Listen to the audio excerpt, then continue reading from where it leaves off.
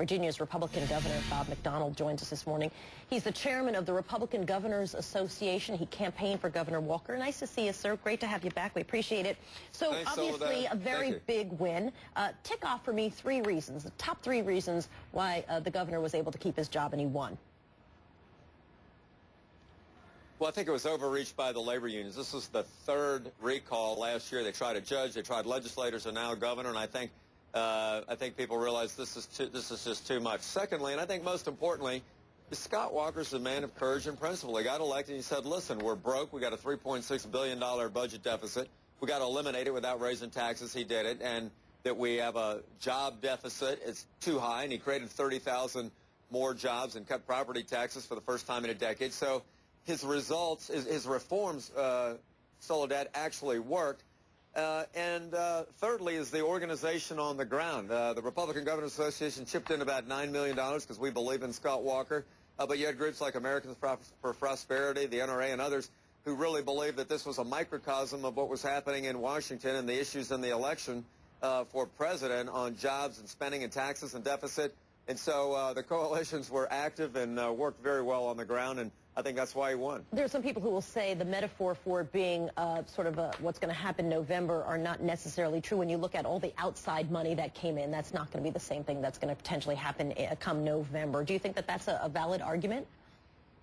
I think it's a big excuse. Nobody said that when President Obama won in 2008, having twice as much money as John McCain and all the outside interests that came in to help. And I think that's a bogus argument. The point is, the issues in Wisconsin were largely the same issues that I think Mitt Romney and Barack Obama are talking about, and that is this $16 trillion national debt, almost $6 trillion of which has been created by this president, and an unemployment rate at 8.1% for 40 straight months.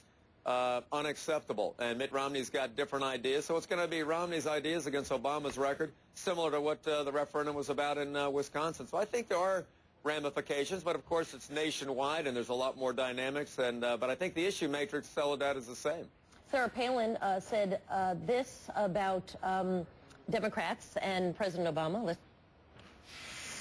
I think that the Democrats there understand that the president's no-show represents the fact that Obama's goose is cooked, as more and more Americans realize that what Wisconsin has just manifested via this vote, embracing austerity and fiscal responsibility, is a complete opposite of what President Obama and the White House represents today. She's talking, of course, about the fact that President Obama did not show up to help the Mayor Barrett. In fact, he sent a tweet out encouraging people to go and vote for him. Do you think that that's true, that, in fact, President Obama's goose is cooked? When you look at the polling, it doesn't seem to indicate that in the state of Wisconsin.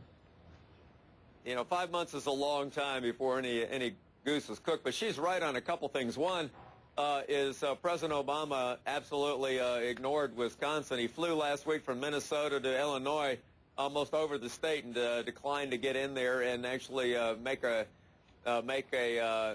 appearance, although the DNC was heavily engaged with all their resources and couldn't muster the same results as the ground game.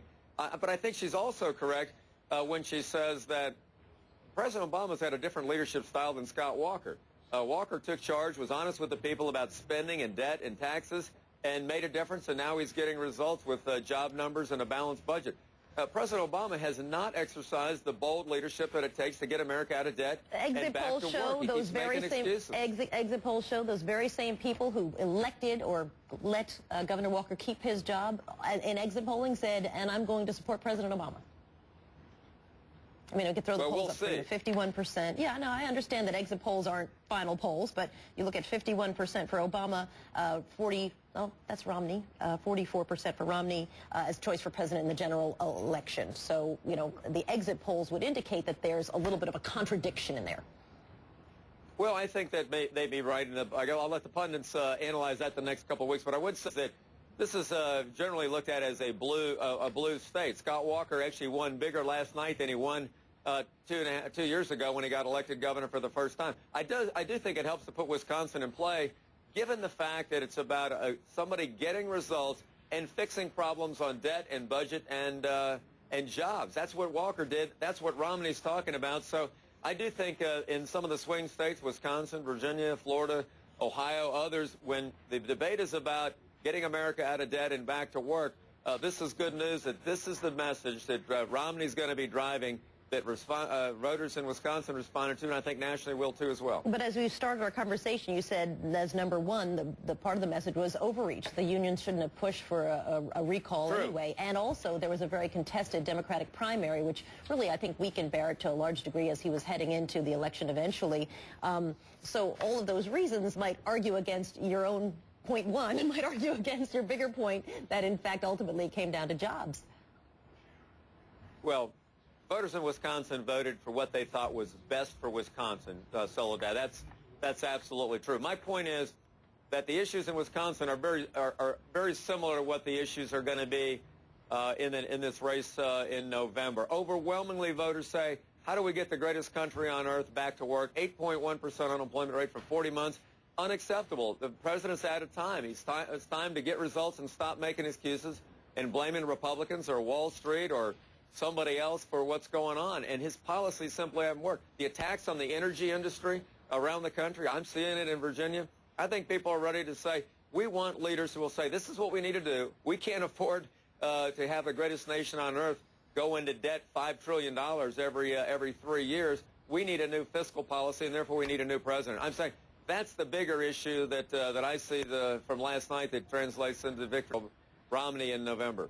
Governor Bob McDonnell is Republican from the state of Virginia. Nice to see you, sir. Thanks for being with us. We always appreciate that. Thank you, Soledad. Good to be on. Thanks.